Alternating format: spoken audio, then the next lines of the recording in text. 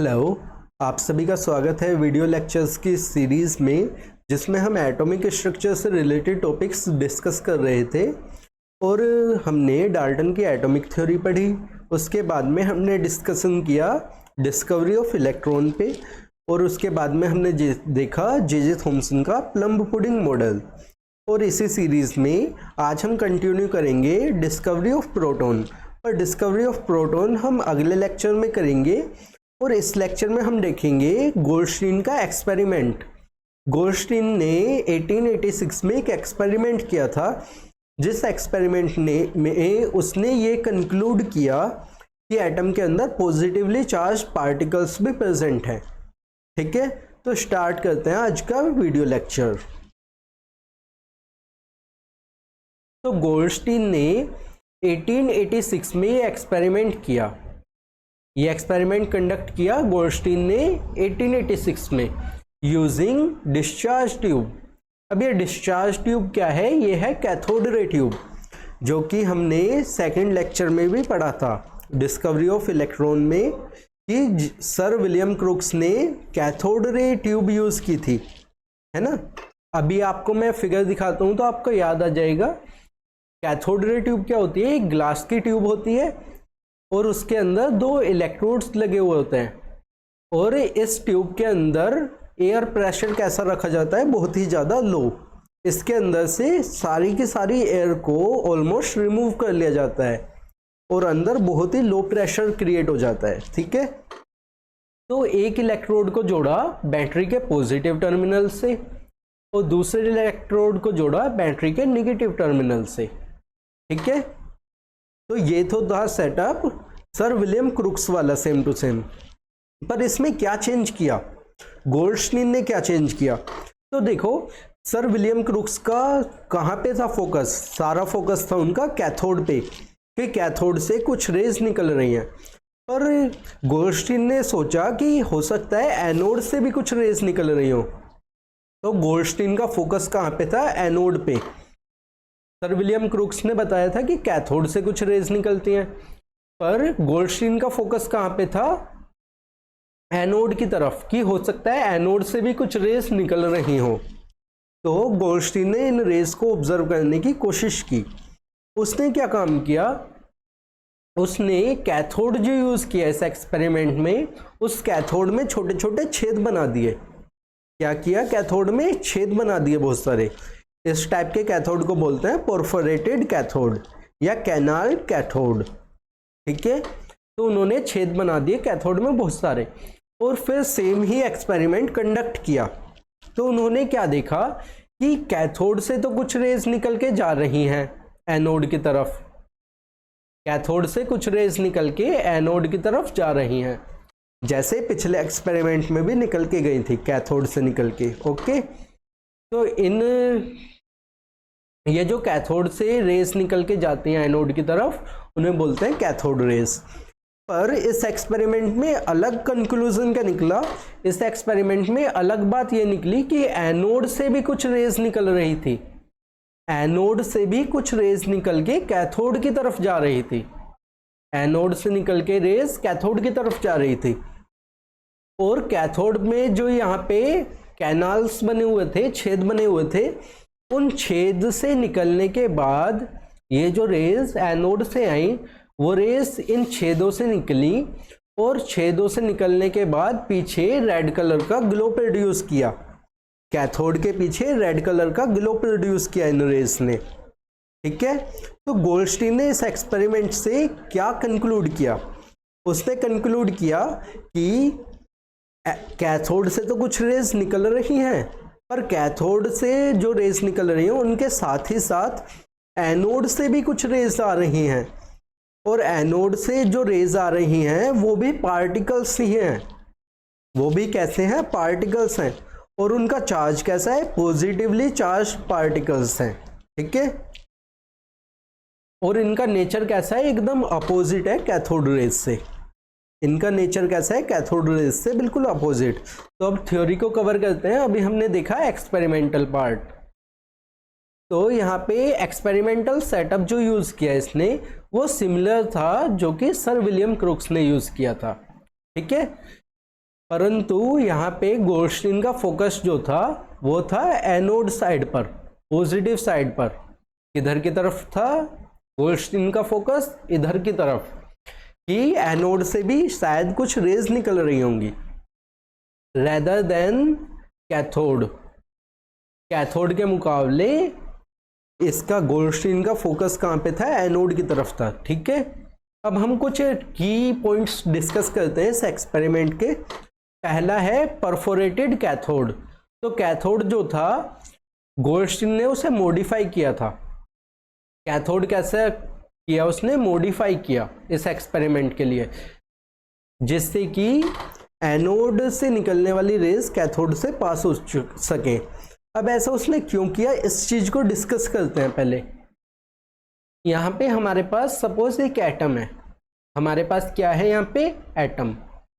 अब एटम है, जब इसे एनर्जी मिली तो एटम के अंदर है हमारे पास इलेक्ट्रॉन। ठीक है, एटम कैसा है? न्यूट्रल। ना तो एटम के ऊपर पॉजिटिव चार्ज है ना ही नेगेटिव चार्ज है। अब एटम को जब हमने इलेक्ट्रिसिटी दी तो एटम के अंदर से इलेक्ट्रॉन बाहर निकल गया। एटम के अंदर से इलेक्ट्रॉन बाहर निकल गया।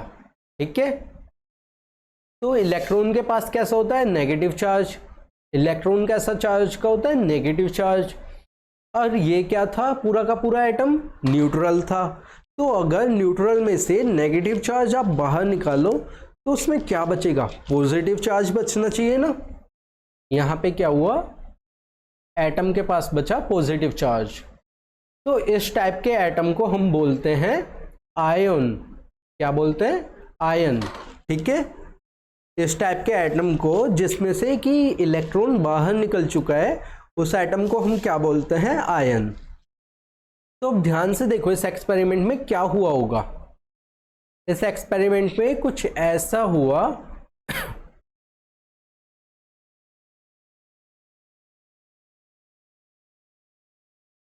यहां पे कोई एक एटम था।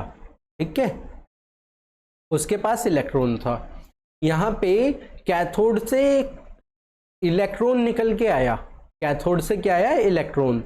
उस इलेक्ट्रॉन ने अपनी एनर्जी दी इस एटम को। ठीक है, तो इस एटम में जो इलेक्ट्रॉन था वो भी बाहर निकल गया। वो इलेक्ट्रॉन भी क्या होगा? बाहर निकल जाएगा। और एटम के पास कैसा चार्ज बचेगा? Positive charge. अब ये इलेक्ट्रॉन जो बाहर निकला ये तो चला जाएगा पॉजिटिव वाले इलेक्ट्रोड की तरफ, और ये जो हमारा गैस का आयन बच गया, ये जो आयन बच गया हमारा गैस का, ये किधर की तरफ चला जाएगा? कैथोड की तरफ, क्योंकि कैथोड कैसा है? नेगेटिव। और ये हमारा आयन जो बचा ये कैसा है? पॉजिटिव। ठीक है, तो इस तरह से आप इस एक्सपेरिमेंट को विजुअलाइज कर सकते हो, अपने माइंड में फिक्स कर सकते हो। अब हम कुछ की फीचर्स डिस्कस कर रहे थे इस एक्सपेरिमेंट के। तो इसमें कैथोड कौन सा यूज़ किया था? परफोरेटेड कैथोड, मतलब कि कैथोड में छेद किए हुए थे। अब क्या हुआ इस एक्सपेरिमेंट में? जब हाई वोल्टेज को अप्लाई किया अक्रॉस डिस्चार्ज ट्यूब, जब डिस्चार्ज ट्यूब में या कैथोड रे ट्यूब में हमने पॉजिटिव और नेगेटिव पर हाई वोल्टेज अप्लाई किया तो क्या हुआ? तो कैथोड रेज एमिट हुई। कैथोड रे एमिट हुई पहले की तरह ही। कैथोड रेज क्या होते हैं? इलेक्ट्रॉन्स। तो देखो जब हमने यहाँ पे इलेक्ट्रिसिटी अप्लाई की तो कैथोड से कुछ रेज इधर की तरफ निकल के गई एनोड की तरफ। ठीक है, तो पहला पॉइंट था ये कि कैथोड से कुछ रेज निकली और वो गई एनोड की तरफ। पर इन रेज के अलावा, कैथोड से निकलने वाली रेज के अलावा कुछ और भी रेज इसको मिली। गोल्डस्टीन ने ऑब्जर्व किया कि कैथोड रे के अलावा raise were also moving in opposite direction. तो गोल्डस्टीन ने ऑब्जर्व किया कि कुछ रेज अपोजिट डायरेक्शन में भी मूव कर रही हैं, away from anode and through the holes in the perforated cathode. इसका क्या मतलब है? गोल्डस्टीन ने ऑब्जर्व किया कि यहाँ पे कैथोड से तो कुछ रेज निकल के एनोड की तरफ जा रही हैं, पर कुछ ऐसी भी रेज हैं जो कि कैथोड की तरफ आ रही हैं, कुछ ऐसी भी रेज हैं जो कैथोड की तरफ आ रही हैं, और जब वो परफोरेटेड कैथोड के छेदों से निकल रही हैं तो पीछे की तरफ रेड कलर का ग्लो प्रोड्यूस कर रही हैं। ठीक है, अब अगला क्या चीज है, ऑब्जर्वेशन क्या थी इन कैनाल रेज की। तो ऑब्जर्वेशंस पढ़ते हैं हम इस एक्सपेरिमेंट की। तो ये रेज जो थी, ये रेज, क्योंकि ये रेज कैथोड में जो होल्स थे उनको पार करके निकल रही थी, इसलिए इन रेज को क्या नाम दिया गया, कैनाल रेज। कैनाल बोलते हैं छिद्र को, छेद को। ठीक है, तो ये रेज जो थी वो एक छेद को, कैथोड में जो बहुत सारे छेद थे उन छेदों को पार करके निकल रही थी, इसलिए इनका नाम दिया गया कैनाल रेज, क्योंकि वो पास करके निकली थी कैनाल्स को या फिर परफोरेशंस को जो कि थे कैथोड में। कैथोड में जो कैनाल्स या परफोरेशंस थे उन्हें ये पार करके निकली थी रेज, इसलिए इन्हें कहा गया कैनाल रेज। ठीक है, अब कैनाल रेज जो थी वो मूव करती है अपोजिट डायरेक्शन में ऑफ कैथोड रेज। तो कैथोड रेज जो होती हैं, कैथोड से निकलने वाली रेज, इनकी अपोजिट डायरेक्शन में मूव करती है एनोड रेज। ठीक है, या फिर कैनाल रेज। कैनाल रेज कैसे मूव करती है, अपोजिट डायरेक्शन में कैथोड रेज की।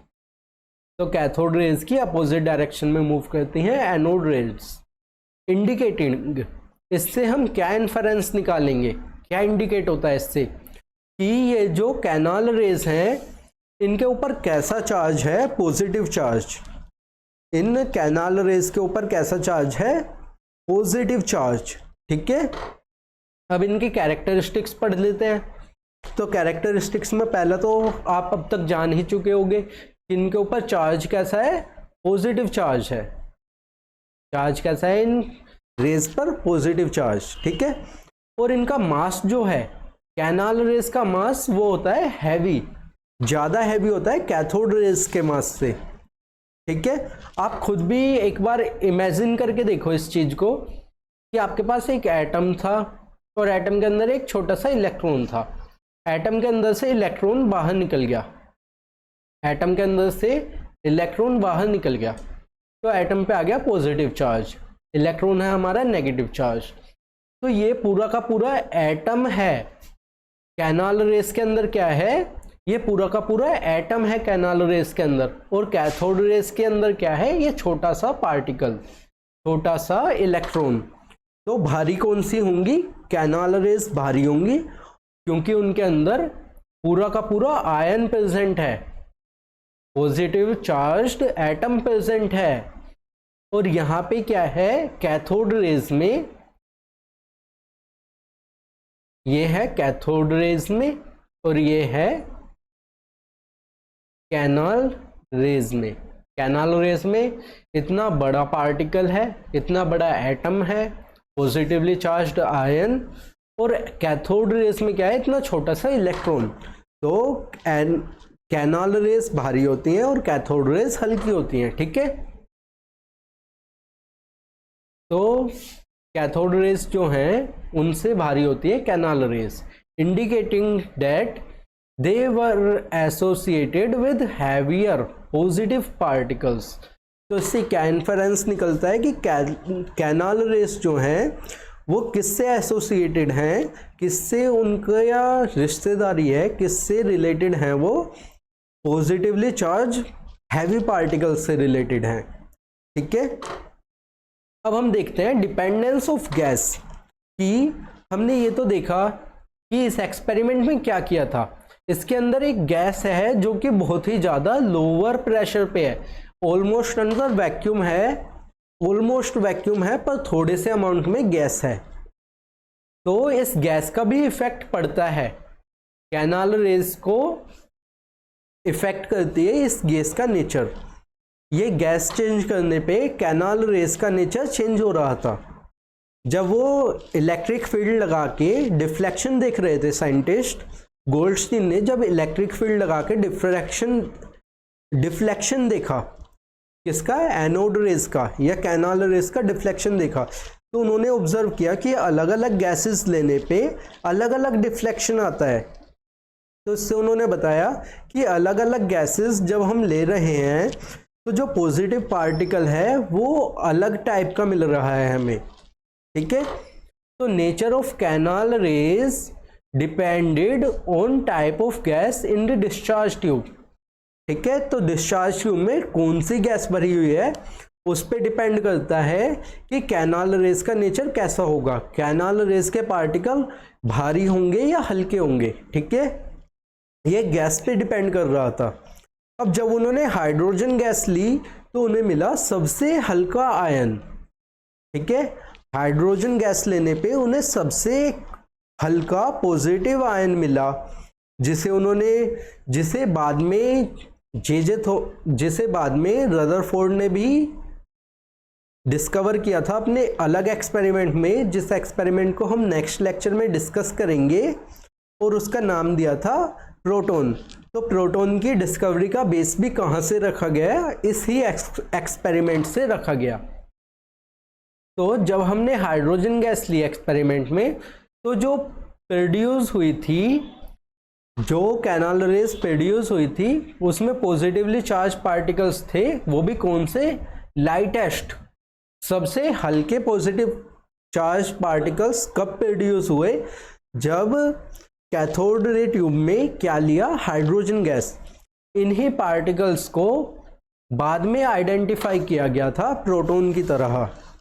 बाद में जब रदरफोर्ड ने प्रोटॉन की डिस्कवरी कर ली और इन्होंने मैच करके देखे रिजल्ट्स, तो रदरफोर्ड ने प्रोटॉन के जो रिजल्ट्स बताए वो सेम टू सेम रिजल्ट्स मिल रहे थे यहाँ पे कैनाल रेस के। जब ट्यूब के अंदर कौन सी गैस है? हाइड्रोजन गैस, ठीक है। तो बात कर लेते हैं गोल्डस्टीन की इस एक्सपेरिमेंट का कंट्रीब्यूशन क्या था, केमिस्ट्री में कितना कंट्रीब्यूशन रहा इस एक्सपेरिमेंट का।